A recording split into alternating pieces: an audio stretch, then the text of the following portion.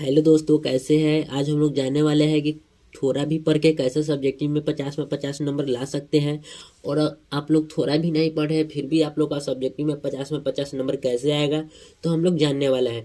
तो चलिए बिना लेट करते हुए वीडियो को स्टार्ट करते हैं। वीडियो स्टार्ट करने से पहले आप लोग से एक छोटी सी रिक्वेस्ट है कि चैनल पर न्यू है तो चैनल को सब्सक्राइब जरूर कर लीजिएगा।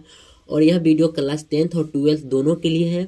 तो सबसे पहले आपको टॉपिक नंबर 1 मतलब कि टॉपिक नंबर 1 आपको ध्यान में रखना होगा। पहला टॉपिक है आप लोगों के बिना पढ़े सब्जेक्टिव में 50 में 50 नंबर कैसे लाए। बिना पढ़े सब्जेक्टिव में कितना नंबर लेना है, 50 में 50। इसके लिए आपको वीडियो को पूरा अंत तक देखना होगा। दूसरा टॉपिक है आप लोगों का कि सभी सब्जेक्टिव प्रश्नों का आंसर कैसे लिखे, यानी कि कैसे लिखे सब्जेक्टिव आंसर। आप लोगों को हम समझाने जा रहे हैं कि रूल क्या है, कहता है रूल कैसे करें फॉलो की 50 में 50 नंबर सब्जेक्टिव में आएगा है। तो रूल नंबर 1 क्या कहता है, तो रूल नंबर 1 कहता है कि प्रश्नों को सही से पढ़ो और आंसर लिखने की कोशिश करें। इसका मतलब क्या है, तो जितना भी प्रश्न आप लोग से पूछा जाएगा उस सभी को एकदम गौर से पढ़ना होगा। क्या चीज, गौर से पढ़ना होगा, जिससे आप लोग को जो क्वेश्चन होता है उसी में से आप लोग का आंसर मतलब कि निकल के चला आएगा। तो जो प्रश्न होगा उसको आप लोग कोशिश कीजिएगा कि मतलब कि एक बार नहीं 2 बार पढ़ने का। तो ये आप लोग रूल नंबर 1 फॉलो कर लीजिएगा। इसका हम क्वेश्चन के साथ आपको बताया कि रूल नंबर 1 में आप लोगों को क्वेश्चन को एकदम गौर से पढ़ना होगा, जिससे आप लोग को क्वेश्चन से ही प्रश्न यानी कि प्रश्न से ही आप लोग का आंसर मिल जाएगा। जैसे हम अभी करके देखते हैं कैसे प्रश्न से आंसर मिलता है। जैसे यहाँ पे प्रश्न है क्वेश्चन कि प्रकाश के परिवर्तन से आप क्या समझते हैं, यानी कि प्रकाश के परिवर्तन आखिर क्या होता है। तो यहाँ पे देखिए क्या है, प्रकाश। प्रकाश का मतलब क्या होता है, रोशनी, यानी कि जो सूरज के द्वारा या किसी भी वस्तु के द्वारा प्रकाश निकलता है उसको ही प्रकाश बोलते हैं।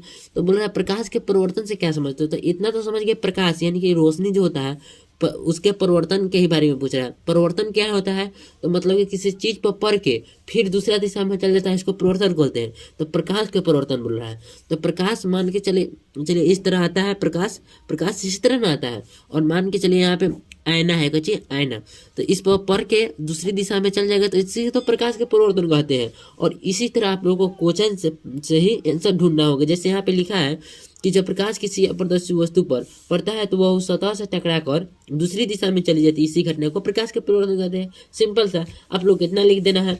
और साथ ही रूल नंबर 2 में आप लोगों को पता चलेगा कि फिगर भी बनाना होता है। तो रूल नंबर 2 कहता है, जो रूल नंबर 2 है वो क्या कहता है, रूल नंबर 2 कहता है कि सभी प्रश्नों का उत्तर लिखे, यानी कि जिसका आप लोग का आंसर नहीं पता है उसका भी बना के लिखिए, मतलब कि उससे रिलेटेड शब्द जुड़ के लिखिए। जैसे इससे पहले हम बताया कि प्रकाश के परिवर्तन के जो क्वेश्चन होता है उससे हम कैसे आंसर मतलब कि निकाले, उसी तरह आप लोग का आंसर सभी प्रश्नों का लिखना है, जिससे आप लोगों को कुछ न कुछ मार्क्स मिलेगा।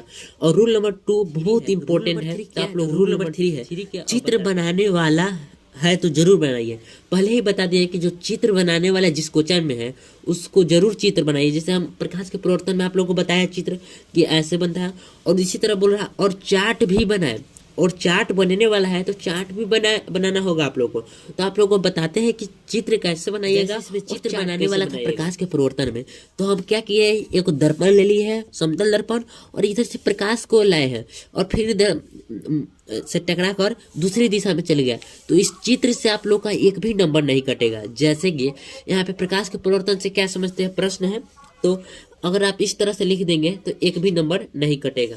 आप लोग को बताते हैं कि कैसा क्वेश्चन है।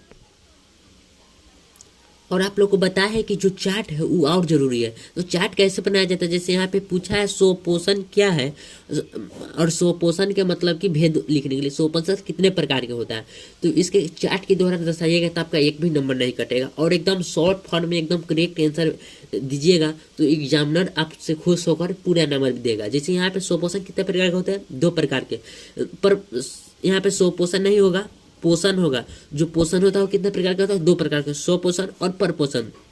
स्वपोषण भी कितने प्रकार का होता है, 2 प्रकार के। कौन कौन, प्रकाश स्वपोषण और रसायन स्वपोषण। और जो परपोषण भी होता है वो भी 3 प्रकार का होता है, मृतजीवी, परजीवी, प्राणी स्वपोषण। तो इस तरह लिखने से आप लोग का जो पेपर है वो खूब अच्छा लगेगा, और यहाँ पे जो जगह भी कुछ ज़्यादा कवर करेगा, जिससे आप लोग को मतलब कि फुल मार्क्स मिलेगा। ये 2 नंबर का क्वेश्चन रहता, 2 मार्क्स का, तो आप लोग को 2 मार्क्स ही मिलता। इसलिए आप लोग चार्ट के द्वारा, चित्र के द्वारा जरूर बनाइएगा। और कोई भी क्वेश्चन को नहीं छोड़िएगा, जो नहीं आएगा उसको भी कोशिश कीजिएगा लिखने का। चलिए मिलते हैं नेक्स्ट वीडियो में, तब तक के लिए इतना ही। अगर वीडियो अच्छा लगा हो तो चैनल को सब्सक्राइब जरूर कीजिएगा।